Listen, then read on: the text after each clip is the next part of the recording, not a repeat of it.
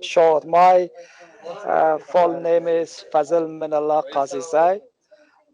It's pronounced as Fazelminallah, or in Arabic, Fazluminallah. And my surname is Qazizai. My work was published in a number of English language papers, including The National, based in Abu Dhabi, Asia Time, and also I some of my studies on Le Monde Diplomatique, and I'm also cooperating with a number of local papers. That one of them is called Sarnawest.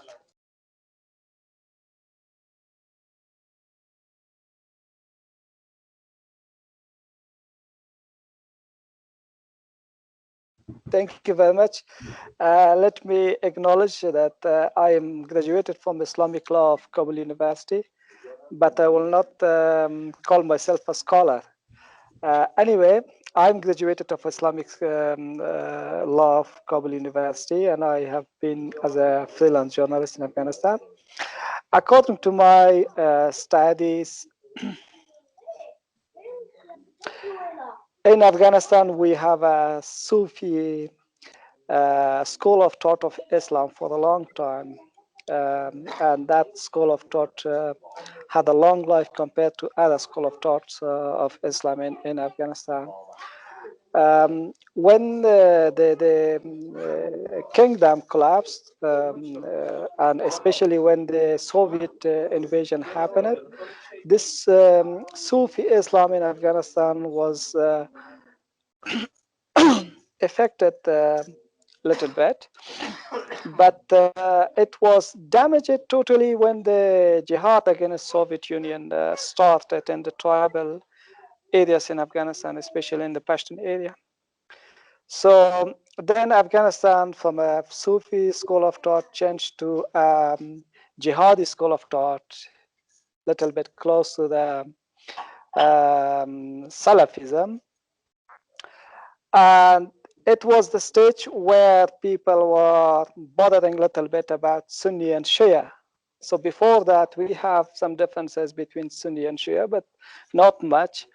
Unfortunately, during that time, the issue of Sunni and Shia came up, and also the issue of takfir came up to the table among the Islamic scholars. So since the Soviet Union invasion, we unfortunately faced it with a kind of cultural and academic revolution as well. And I will say that it shaped Sufism to political Islam, you call them in ways. So we don't call them in the same name here, but now we are not in that stage, and we are in international, you can call a fundamental Islam is right now going on. But we have a good situation with Shia, and I think they are going well together. The dispute between them is in Shia, in Sufi Islam, they were respecting more shrines, they were respecting more PT scholars, they were respecting more their sheikhs and teachers.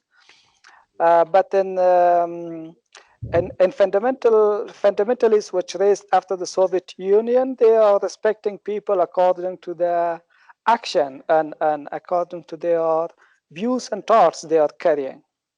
That's one difference. The differences between fundamentalist Muslims with Shia is also with the same issue. So the Shia calling innocent the imams, the 12 imams they have, but the fundamentalist Muslims, I mentioned it to you, they are not doing carrying such a thought. So they are saying everyone is a human, and human can commit a good deed and also can commit a bad deed.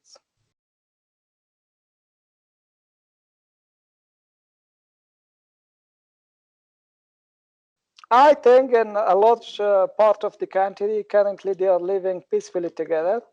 But in some parts which are war zones, they cannot live peacefully together.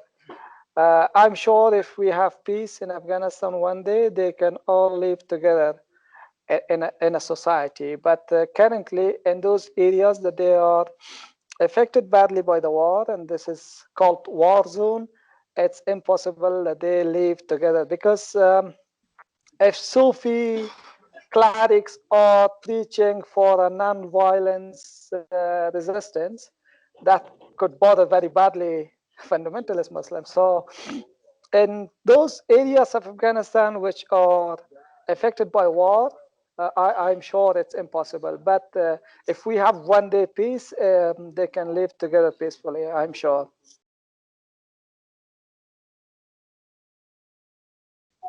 As you are aware better that Afghanistan is a multi-national and multi-tribal country. There are many tribes, but mostly the east and south is influenced, or this is the area of a tribe called Pashtun or Afghan.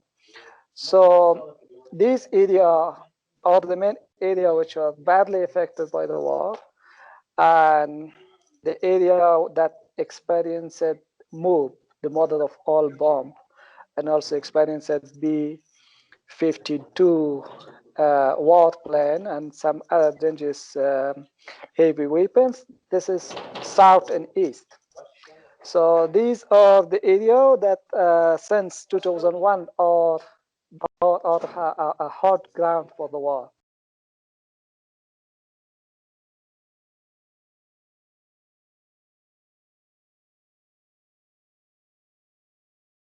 I'm sure we have secularists in Afghanistan. The society of secularists in Afghanistan are there's no doubt we cannot ignore them. I'm again repeating myself. If we have a peaceful Afghanistan, they can live together and they can listen to each other ideas about matters that they are disputed. But if we are in current situation, I'm sure secularists will not listen to the fundamentalist Muslim, and fundamentalist Muslim will do the same.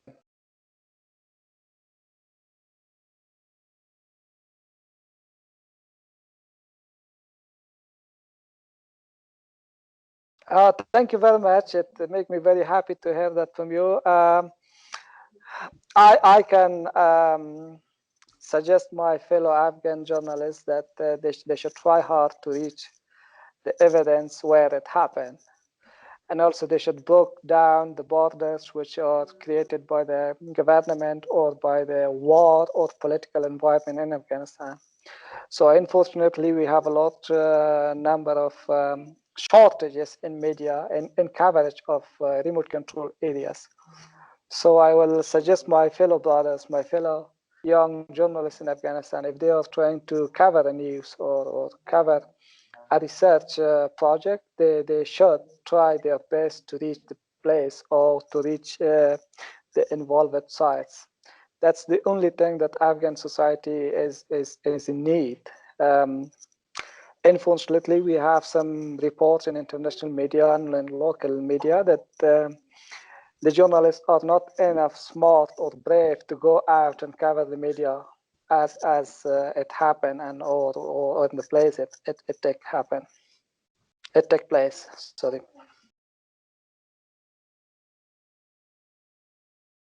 I'm sure it will take a long time. As you are aware, that night later was a year work of me and Chris, and a year work in a country which is currently under the strike of drones, heavy bombardment, and a very hot ground battle. So we,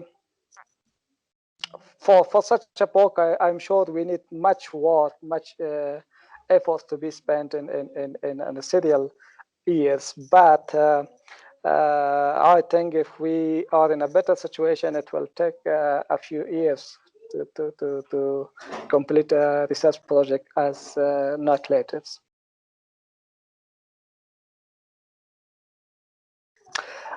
Too much. Excuse me. As you are aware that Afghanistan, besides being affected by war, is a very historic and a very beautiful country. It has too many tribes, and the tribes are too much nice toward guests or toward help others. So during the project, I work with Qazizai. I gain a lots of information and education of my country, especially the beauties, especially about the people, about our culture, and about our damages that we are receiving since Soviet invasion. So during this time, there were many matters or issues that make me very sad. The poorness of the people, the lack of facility, the lack of security, the lack of chance to breathe in a peaceful environment. That is some things I learned, which is very sad for us and for all the world. I experienced villages that all night they didn't have sleep because of the drumstick or the jets which was flying above their head. So too many things I learned about Afghanistan that unfortunately we were not able to learn inside cities.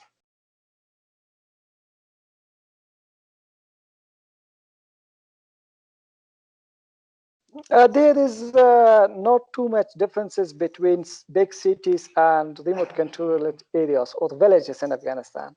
So in villages, we also don't have electricity. In Kabul also, we have the same problem. In villages also, we don't have very good facility for health, for insurance, for other social and public things. The same thing is going on in villages. But the only differences between big cities and villages is the bombardment and war plan. So in cities, we have a different type of trouble, which is suicide bombing or target killing, assassination, bombing. But in villages, um, we are badly infected by warplanes, by drones, by jets, by direct battles. So that is the differences I could realize or see. That expression, if I be honest, for a long time I was not understanding enough what the Bible means. But that expression for me is giving me an image of those Western or Afghan, Western Kabul. They are in rolling circles, but they know nothing. That's what I feel, what I get. Haram is an Islamic word for used for exact number of things and acts which are forbidden in Islam. So in Islam we have in this class of forbid we have 9 grades, but haram is the top grade of those matters, actions, or saying which are forbidden according to the rules and regulation of Islam. That's what harams means for me.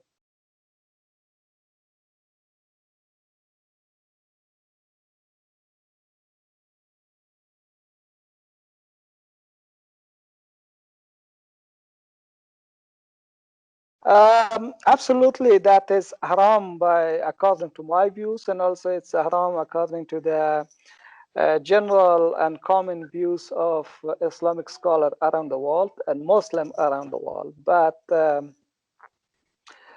I'm very sad to hear this about your cities. Unfortunately, I'm very sad daily in Kabul, where in my neighborhood. There is an area.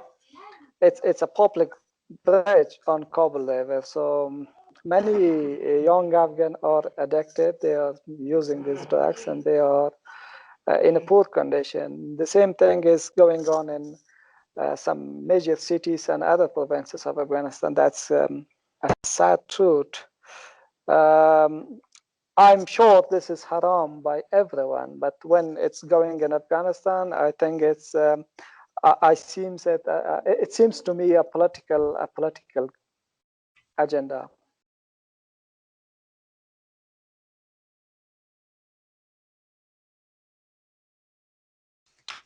Um, According to my information, it's not true about Gulbuddin Hekmatyar, but it is true about Taliban movement.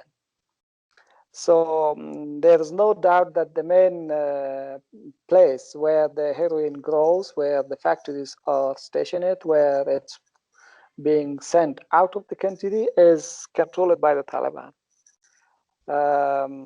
There is no doubt, and I can acknowledge that's true.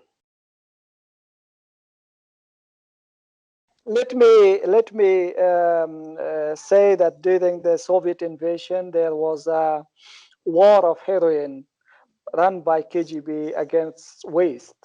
It was run by Afghan communist regime and KGB of Soviet to fight with the West and especially with the US.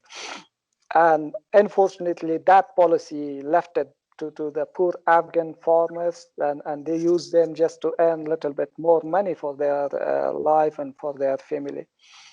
And gradually, it was spread up during civil war and Taliban time, and it spread up too much during the US invasion after 2001. So in that time, if a number of jihadi commander of Hizb Islami under the leadership of Gulbuddin Hekmatyar are being involved, that is like his private business. I'm sure there is a number of big members of Hizb Islami that they are involved in drug trafficking, but in the level of the party or after the orders of the party, I can say he was not involved, and Hizb Islami as a party was not involved. But sure, individual members of Hizb Islami, I can say they were involved because it was a big business. It was a big business, involved many countries.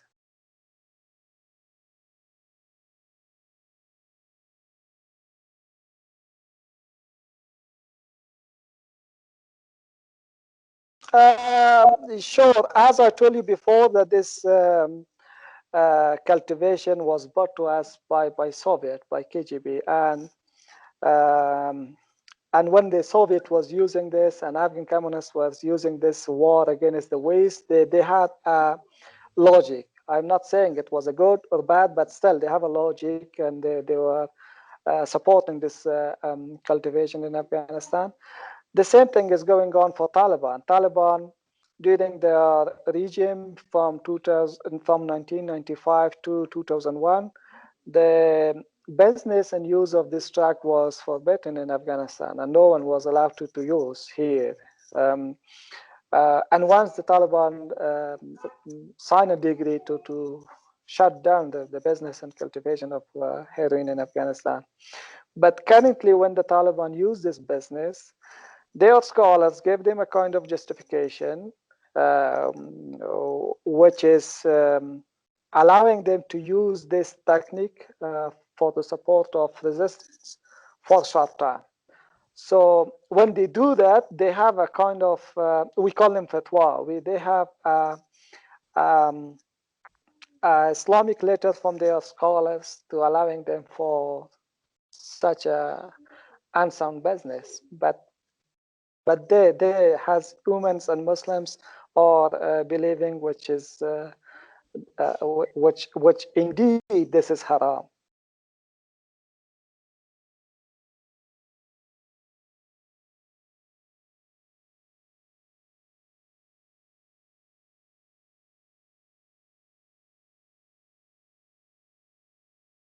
I think if there was no the support of US and West, and is also the support of the Arabic world,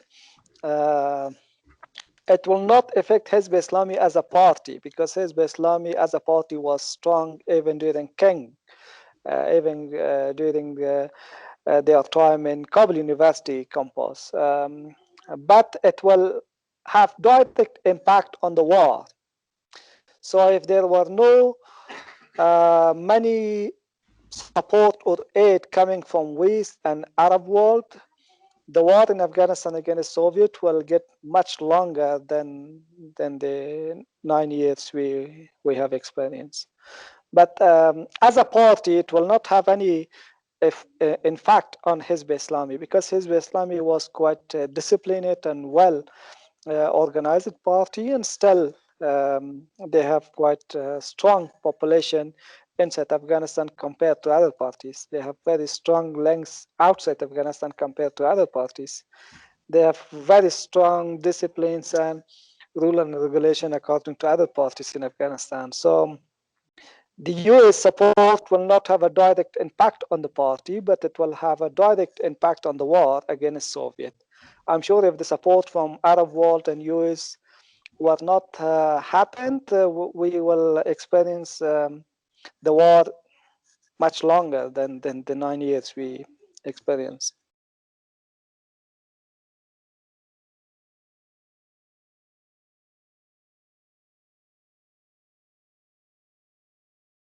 So the veteran jihadi leader against Soviet, which were stationed and based in tribal area of Pakistan, especially in Peshawar city, the exiled leaders and also the jihadi leaders, they all have a Pakistani passport for their travel outside. All of them. They were using that. And the procedure for Gulbuddin Hekmatyar is that he was invited by his own party office in Europe. He have a trip to the European countries. There he visited a number of mosques. A number of mosques belongs to Turkish people, to other Muslim people in European countries.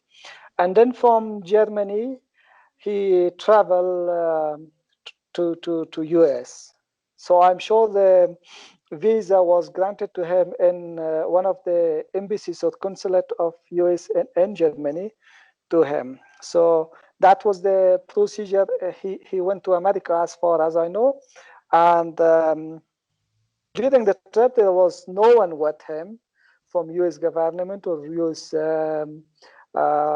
foreign department office, but there were a number of Hizbis and Jihadi leaders stationed in US with him in that trip.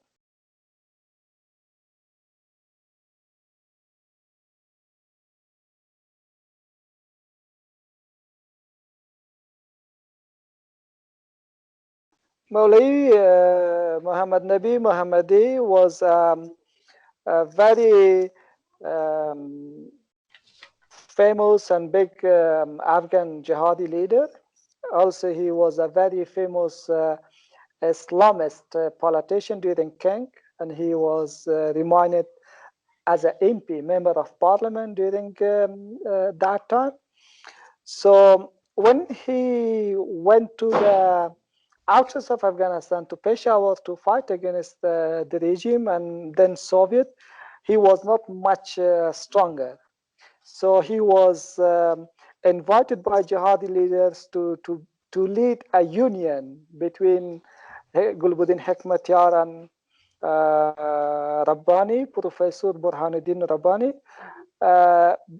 He just by a chance became the head of a new party called Harakat, the revolutionary movement of Afghan Mujahideen. And then because of the differences Rabbani had, the movement broke down, the union broke down, and he remained as a leader for a new raised party.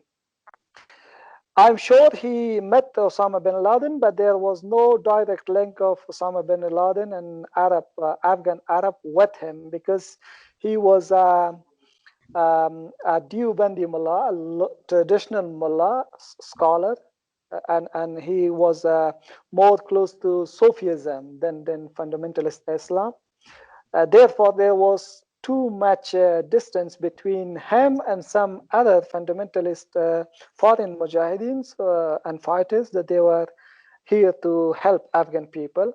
But I'm sure they met, they received help, they participated in joint meetings. And that final part of your question is true, that he was a scholar, a mullah, and most of his members of the party were all mullahs, were all graduated of madrasa, and majority, almost all of his party members and leaders joined Taliban. And Taliban movement leaders were respecting Harakat as their mother party. That's true.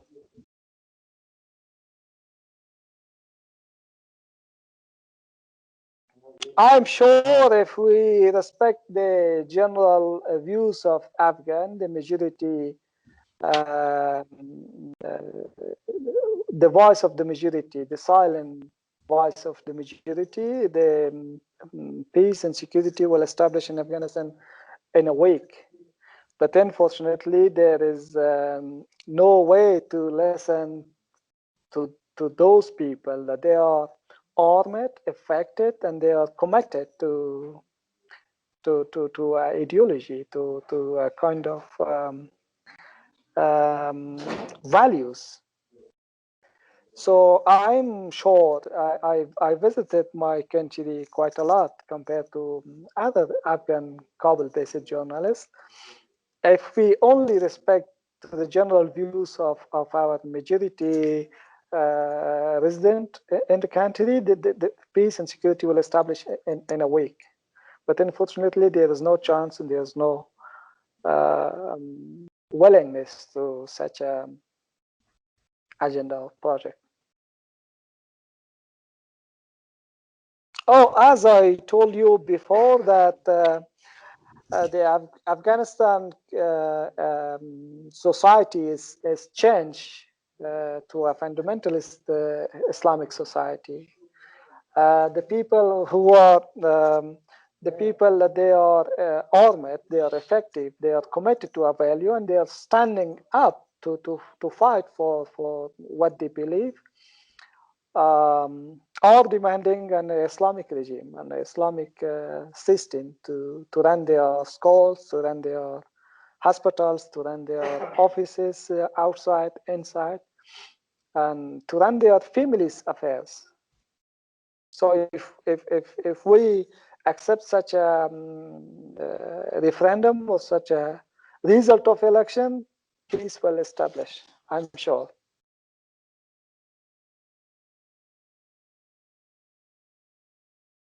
Absolutely, absolutely.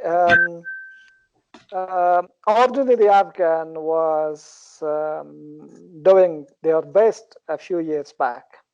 There is too much civil activities that Afghan people can do to stop this trouble, to stop this brutal war. Here in Afghanistan, some young cadets, some young Afghans stand up, and they were part of the Arab Spring, so they were affected by Arab Spring, and they were standing on the streets, shouting against the regime, shouting against the Taliban, shouting against the US, shouting against the war. But unfortunately, most of these youths lost their way. So they were affected directly by the Arab Spring, and the similar thing should happen here, because we need an alternative. We need a third line to stand in the middle and make a bridge for Afghan people to pass to prosperity. But unfortunately, this movement and this activity of the Afghan young cadet was damaged, and they all lost. Some of them were bought by the government, some of them were bought by the Taliban, some of them were bought by good jobs in NGOs and other Western offices. So the way just stop, and I'm sure the Afghan people can resume again their activity as before, and they could turn to an alternative to Afghan problem. They can turn to a bridge for prosperity, to a bridge to peace and security. I'm sure they can turn.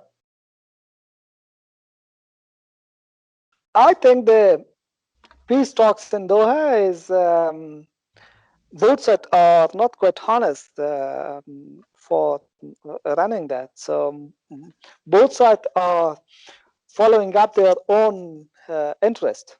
So and it will not help Afghan people a lot. It will not help peace, security, and also especially the civilian casualty in Afghanistan. So if we have all Americans out, but still Taliban are not able to capture a city because of the warplane, because of the drones, because of a small units sitting behind computer and controlling all a zone in south, all zone in east. So that is continuation of the bloodshed. That is continuation of the civilian casualty. That is continuation of a disaster. Meantime, if the talks in Doha is Taliban are asking for a complete Islamic regime, for a complete Islamic ruling system. The people in Afghan delegation sent by Afghan government, most of them are anti of such idea. US, Europe, and neighboring countries are against such idea. So what that means to continue talks, the result even a day later or maybe 10 days later is the same result. It's the result that it's not acceptable for the opposition. So I'm sure the talks in Doha is going on, and it has some of good deeds, some good impact on Afghan society, on Afghan politics, especially on the Taliban politics, on US politics, but it's not some things to end the misery.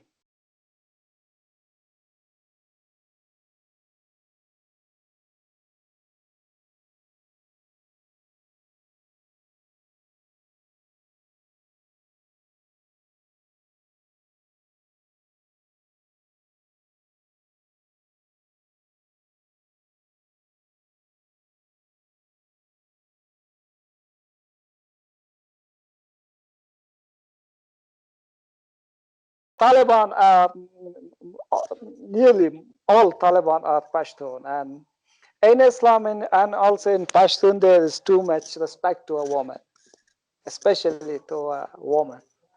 So all of them are very respectful toward women, all of them. It's because of their Islamic theology, and also it's because of their ethnicity values. So they have a kind of tribal code called Pashtunwali, and also they have Islam. So both are supporting them to be very respectful toward women. So they will rush to help them, they will rush to listen, they will rush to respect them, they will rush to give them purity, but I'm sure what they did with Mrs. Masouda Sultan, that was out of their heart. But if we talk about their system with women, I'm sure a lot of people will have their critique about that. So according to the system they want to roll, then there is not much possessional or respect according to chair for them. For example, they will not support a woman to be in the lead. They will not support a woman to be a judge. They will not support a woman to be even in the head of a delegation. But sure, they will support women for some feminine affairs. That's clear that they will. There's no doubt that the Taliban are supporting now the education, the primary right for and other rights which are recorded in our constitution. So generally, they will be very nice with women. And this is because of the Islamic teaching of Islam and their Pashtunwali. But according to their government, they will not allow women to be in the lead. The truth is that the Afghan government, that which was installed by Western funds and support, they believe it's a factional government run in Afghanistan, but that's wrong. That's not true. Even inside Kabul, in Aram Presidential Palace, they are not in control of Afghan affairs. I recently traveled to South. So from Kabul to Kandahar, it's around 400 kilometers away. Almost all this 400-kilometer way is controlled by Taliban. Taliban have a custom to charge people goods. Taliban have 4 permanent checkpoints to search traffic and people. Taliban inside Kabul, they have courts to run judicial cases of Afghan. Taliban have police in Kabul to control crimes and establish a primary security against the robberies and even Taliban in control of Afghanistan militarily, politically, security, and according to judicially. So they control Afghanistan by nothing, with no offices, everything. So this is one thing that when I meet a Westerner, they believe the Afghan government is a factional government established here to support and provide services to Afghan people, but that's not true. Unfortunately, that's not true. They are corrupt. They are unaware of Afghan life, unaware of Afghan pain and miseries, and they are unaware of Afghan values. I will give you another example. Just days before, a former warlord of Northern Line died through his illness in Afghanistan. Because he was a warlord of Northern Line, the government gave them 2-star or 3-star general rank. Okay, and this gentleman was an old warlord, always playing with young kids, abusing them sexually. The videos of this gentleman is available in YouTube and social medias. The Afghan government provide an official ceremony of funeral. So we have American Humvee tanks, American guns, American supported and equipped army respecting this gentleman, which was abusing young kids sexually. His videos of dancing and abuses are available everywhere. Respecting him as a 3-star general till his funeral, till when they submit him to the grave. That's come on, what kind of government is this? Are they or not looking to the videos of this gentleman in social media? If they are not aware of his background, okay, because most of these Afghan politicians running the Kabul government were in the West. Okay, they didn't study it enough. But currently, the video of this gentleman is everywhere. And I will send you privately by your email to check. So they are respecting me as a three-star general. All the money of Afghan budget is being spent to such a trash. That's not fair. So that was a small example. You can imagine now yourself what's going on in this country. And unfortunately, Westerners are believe that still this government will be a window to help Afghan. Unfortunately, that's wrong. I'm not saying that the alternative is Taliban. No, I'm sure that's not. But come on, this government is very corrupt.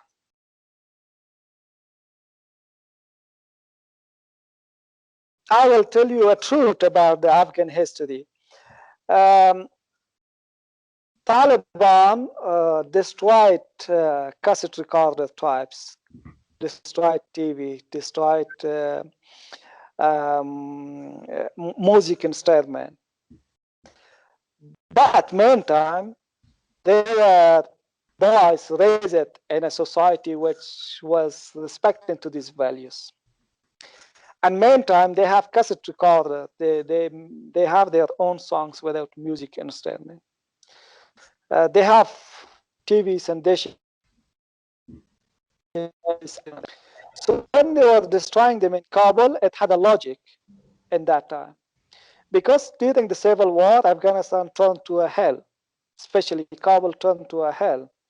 Here, the seven party, especially the two big one, which was running one, the government in part of Kabul and another in opposition.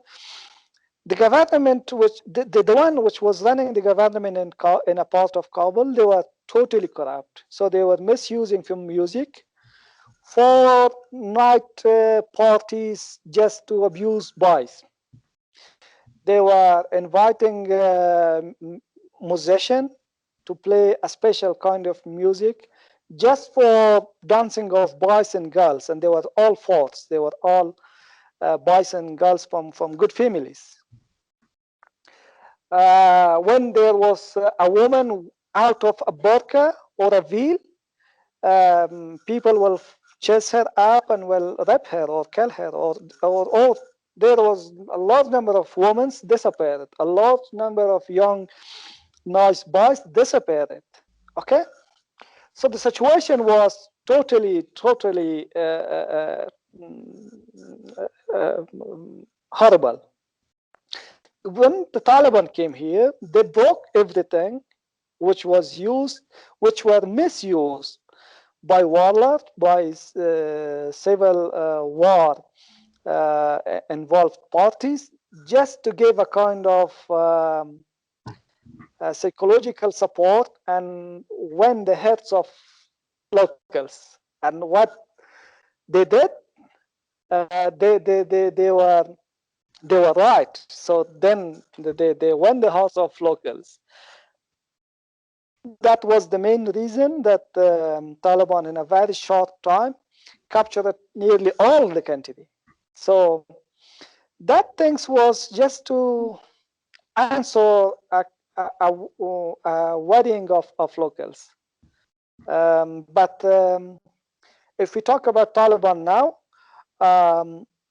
you are aware they have studios, not one. They have studios in each province. They have music, they have access to TV channels, they have access to modern technology, more better than us.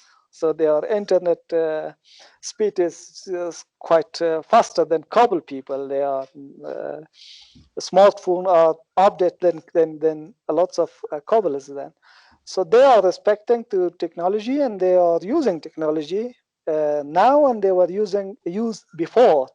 But when they did those acts, it were not good acts, but it was some things just to win the hearts of locals, and they did. I'm the boy lived during civil war in Kabul, and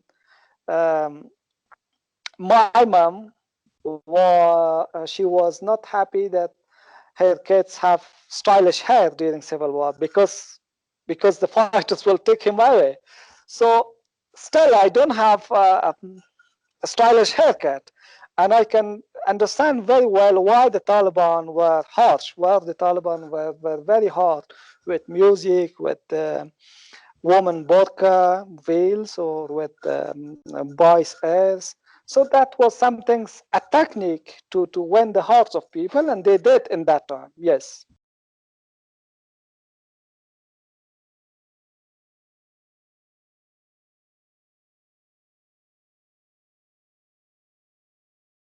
Yes.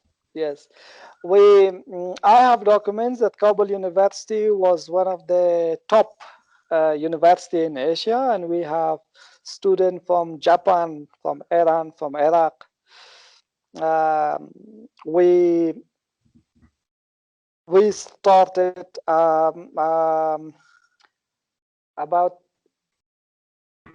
100 about 100 years ago for reforms for women rights, for reforms in education, for a revolution was run for a modern life.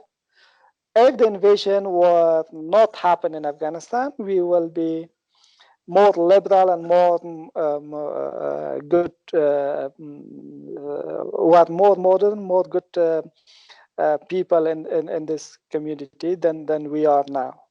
And also we will be less fundamentalist than we are now.